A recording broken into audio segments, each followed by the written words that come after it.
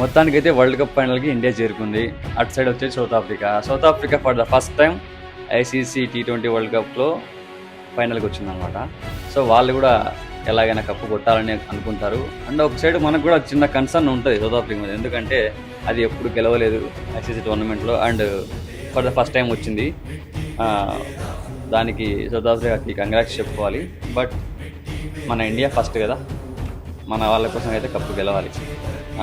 Virat and Rohit they deserve it, వాళ్ళ కోసం గెలవాలి పక్కా. లాస్ట్ 17 years నుంచి మనం ఒక ఐసీసీ టోర్నమెంట్ కూడా విన్ అవ్వలేదు. యా ఫైన్, ఈసారి అయితే పక్కా గెలుస్తామనే నమ్మకంతో ఉన్నాం. గెలవాలి, గెలుద్దాం.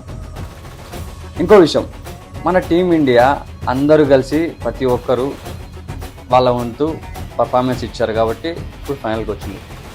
విరాట్ మీద ఆధారపడకుండా ఇంతవరకు వచ్చారు. That's the great thing. Hats off to Indian team.